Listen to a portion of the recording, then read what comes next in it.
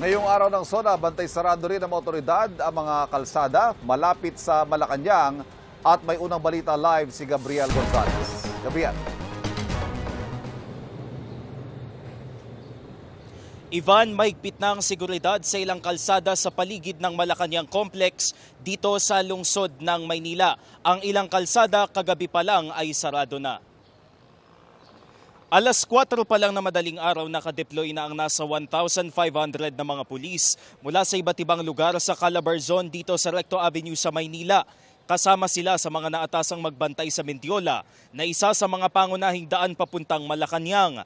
Ang Mendiola napapalibutan na ng barbed wires, concrete barriers at nakaharang na ang dalawang container van para mapigilan ang paglapit ng mga rallyista sa Malacanang.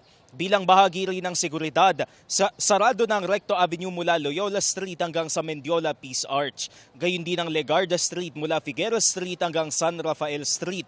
Sarado na rin ang magkabilang side ng Ayala Bridge na hinarangan ng barbed wires at container vans at ang eastbound lane ng Ayala Boulevard mula San Marcelino hanggang Romualdez Street.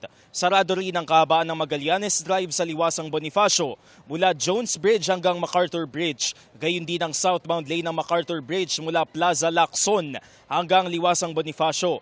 Ang southbound lane ng Quezon Boulevard mula A. Mendoza Street hanggang Quezon Bridge at ang southbound lane ng Lerma Street mula Espanya Boulevard, P. Campas Street hanggang A. Mendoza Street. Hinihikayat ng mga otoridad ang mga motorista na gumamit ng mga alternatibong daan.